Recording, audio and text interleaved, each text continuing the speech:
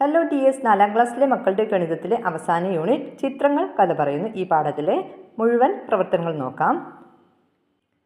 ഫസ്റ്റിൽ ഇവിടെ ചെല്ലക്കാട് അഗ്രി ഫാമിൻ്റെ പിക്ചർ, അവിടെയുള്ള മൃഗങ്ങളുടെ ചിത്രങ്ങളാണ്, കൂട്ടുകാരുടെ ചിത്രങ്ങളാണ് കൊടുത്തിരിക്കുന്നത്. അപ്പം നിങ്ങൾ ചിത്രം നോക്കിയിട്ട് കണ്ടുപിടിക്കുക.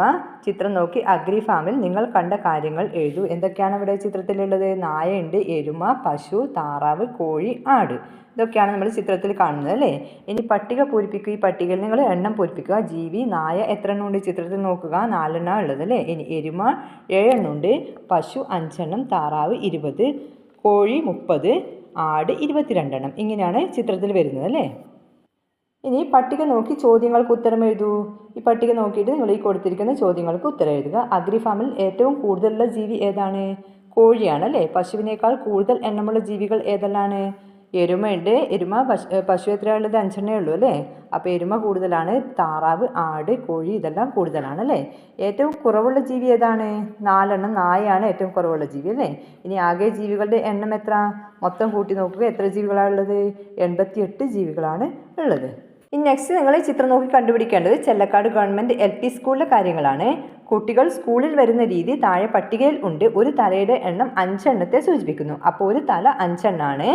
അപ്പോൾ ജീപ്പിൽ വരുന്ന കുട്ടികൾ എത്രയാണ്? പെൺകുട്ടികൾ 5 തലയാണ് ഇവിടെ കാണിച്ചിരിക്കുന്നത് അല്ലേ. അപ്പോൾ ഒരു തല 5 എണ്ണാണെന്ന് പറഞ്ഞു. അപ്പോൾ 5 ഗുണിക്കണം 5 എത്രയാണ്? 25 പെൺകുട്ടികളാണ് ജീപ്പിൽ വരുന്നത് അല്ലേ. 25 പെൺകുട്ടികൾ. ഇനി ആൺകുട്ടികൾ എത്ര തലയാണുള്ളത്? 7. അപ്പം 7 ഗുണിക്കണം 5 35 അല്ലേ. ഇനി ബസ്സിൽ വരുന്ന കുട്ടികൾ പെൺകുട്ടികൾ എത്രയാണുള്ളത്? ബസ്സിൽ 15 തലയാണുള്ളത് അല്ലേ. അപ്പോൾ 15 ഗുണിക്കണം 5 75 പെൺകുട്ടികളും പിന്നെ 12 തലയാണ് ആൺകുട്ടികളുടേത്. അപ്പോൾ 12 ഗുണിക്കണം 5 60 ആൺകുട്ടികളാണ് അല്ലേ. ഇനി ഓട്ടോറിക്ഷയിൽ വരുന്നത് എത്രയാണ്? 8 തലയാണുള്ളത്. പെൺകുട്ടികൾ 8 ഗുണിക്കണം 5 40, ആൺകുട്ടികൾ 10 ഗുണിക്കണം 5 50. ഇനി സ്കൂട്ടറിൽ വരുന്നത് 5 ഗുണിക്കണം 5 25 പെൺകുട്ടികളും 7 ഗുണിക്കണം 5 35 ആൺകുട്ടികളും. സൈക്കിളിൽ 3 ഗുണിക്കണം 5 15 പെൺകുട്ടികളും 5 ഗുണിക്കണം 5 25 ആൺകുട്ടികളും. ഇനി നടന്നു വരുന്നത് 9 ഗുണിക്കണം 5 45 പെൺകുട്ടികളും 4 ഗുണിക്കണം 5 20 ആൺകുട്ടികളും. പട്ടികയിൽ നിന്നും എന്തെല്ലാം മനസ്സിലാക്കാം? ഈ പട്ടിക നോക്കിയിട്ട് നമുക്ക് എന്തെല്ലാം കാര്യങ്ങൾ മനസ്സിലാക്കാം? ഒരുപാട് കാര്യങ്ങൾ മനസ്സിലാക്കാൻ സാധിക്കും അല്ലേ. കുട്ടികൾ ജീപ്പിൽ വരുന്ന പെൺകുട്ടികളുടെ എണ്ണം എത്രയാണ്? ആൺകുട്ടികളുടെ എണ്ണം എത്രയാണ്? ആകെ ജീപ്പിൽ വരുന്ന കുട്ടികളുടെ എണ്ണം എത്രയാണ്? ആകെ സ്കൂളിൽ പഠിക്കുന്ന പെൺകുട്ടികളുടെ എണ്ണം എത്രയാണ്? ആകെ സ്കൂളിൽ പഠിക്കുന്ന ആൺകുട്ടികളുടെ എണ്ണം എത്രയാണ്? ആകെ കുട്ടികൾ സ്കൂളിൽ പഠിക്കുന്ന കുട്ടികൾ എത്രയാണ്? നടന്നു വരുന്ന കുട്ടികൾ എത്രയാണ്? ഏറ്റവും കൂടുതൽ കുട്ടികൾ സ്കൂളിൽ വരുന്നത് എങ്ങനെയാണ്? ഇങ്ങനെ ഒരുപാട് കാര്യങ്ങൾ നമുക്ക് ഈ പട്ടിക നോക്കിയിട്ട് മനസ്സിലാക്കാൻ സാധിക്കും. അപ്പോൾ അതിൽ കുറച്ച് ചോദ്യങ്ങളാണ് ഇവിടെ കൊടുത്തിരിക്കുന്നത്. ഉത്തരം എഴുതൂ. ഓട്ടോറിക്ഷയിൽ സ്കൂളിൽ വരുന്നത് എത്ര പെൺകുട്ടികളാണ്? 40. ഇനി സൈക്കിളിൽ വരുന്നത് എത്ര ആൺകുട്ടികളാണ്? പട്ടിക നോക്കിയിട്ട് നിങ്ങൾ എഴുതുക. എത്ര ആൺകുട്ടികളാണുള്ളത്? നമ്മൾക്ക് കിട്ടിയത് പട്ടികയിൽ 25 ആണല്ലേ. ഇനി ഏറ്റവും കൂടുതൽ കുട്ടികൾ സ്കൂളിൽ വരുന്നത് എങ്ങനെയാണ്? ബസ്സിലാണല്ലേ. എണ്ണം നോക്കുക. അപ്പോൾ ബസ്സിൽ വരുന്ന കുട്ടികൾ എത്രയുണ്ട്? ബസ്സിൽ 75 പെൺകുട്ടികളും 60 ആൺകുട്ടികളും വരുന്നുണ്ട് അല്ലേ. മൊത്തം 135 കുട്ടികൾ ബസ്സിൽ വരുന്നുണ്ട്. അപ്പം ഏറ്റവും കൂടുതൽ കുട്ടികൾ സ്കൂളിൽ വരുന്നത് ബസ്സിലാണ് അല്ലേ. അപ്പോൾ ഈ പട്ടിക നോക്കിയിട്ട് നമ്മൾക്ക് ഇങ്ങനെ ഒരുപാട് കാര്യങ്ങൾ മനസ്സിലാക്കാൻ സാധിക്കും, ഒരുപാട് ചോദ്യങ്ങൾ ഉണ്ടാക്കാൻ സാധിക്കും. അപ്പോൾ കൂടുതൽ ചോദ്യങ്ങൾ നിങ്ങൾ എഴുതുക. അപ്പോൾ എന്തൊക്കെ എഴുതാം നമുക്ക്? ഏറ്റവും കുറവ് കുട്ടികൾ സ്കൂളിൽ വരുന്നത് എങ്ങനെയാണ്? സൈക്കിളിൽ സ്കൂളിൽ വരുന്ന ആകെ കുട്ടികളുടെ എണ്ണം എത്രയാണ്? 40. കൂടുതൽ ചോദ്യങ്ങൾ നിങ്ങൾ ഇനിയും കണ്ടെത്തി എഴുതുക. ഓക്കെ. ഇനി നെക്സ്റ്റ് പട്ടിക പൂരിപ്പിക്കൂ. അതായത് നമ്മളിപ്പോൾ കണ്ടെത്തിയ കാര്യങ്ങൾ ഇവിടെ പൂരിപ്പിക്കാനാണ്. വാഹനം ജീപ്പിൽ വരുന്ന പെൺകുട്ടികൾ എത്രയാണ്? 25 ആണ്. ആൺകുട്ടികൾ എത്രയാണ് നമ്മൾ കണ്ടെത്തിയത്?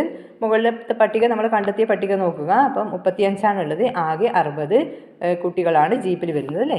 നെക്സ്റ്റ് ബസ്സിൽ വരുന്നത് 75 പെൺകുട്ടികളും 60 ആൺകുട്ടികളും ആകെ 135 കുട്ടികളാണ് ബസ്സിൽ വരുന്നത്.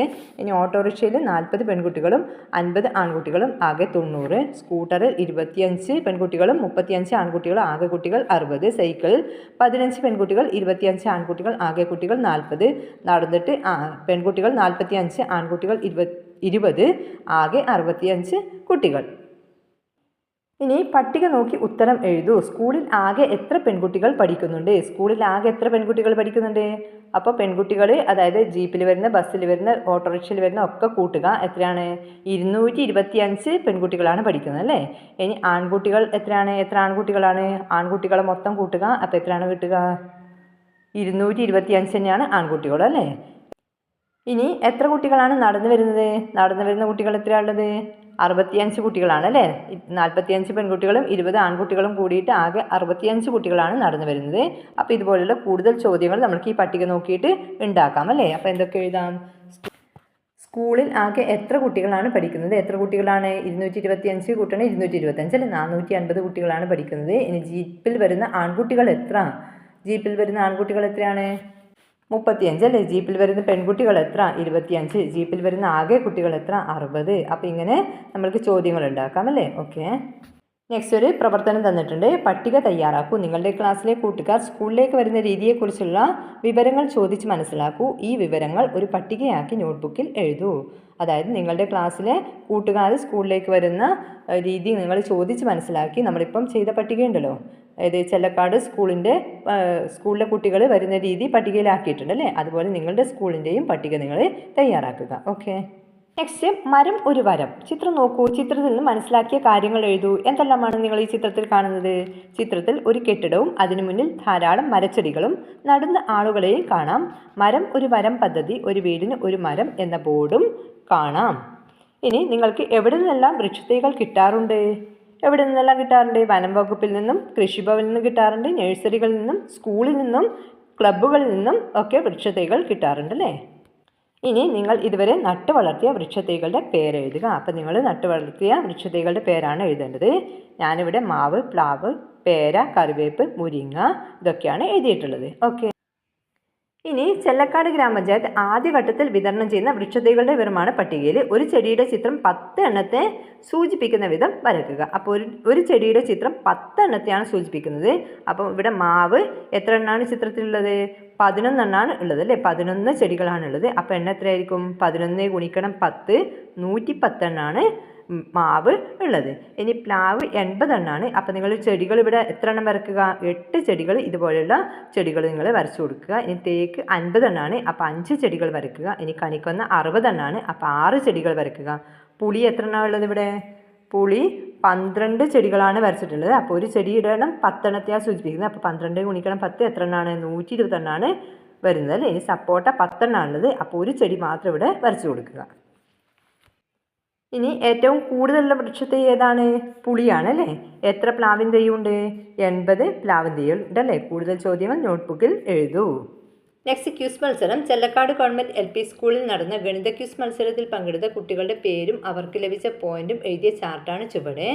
അയാന് എത്ര പോയിന്റാണ്?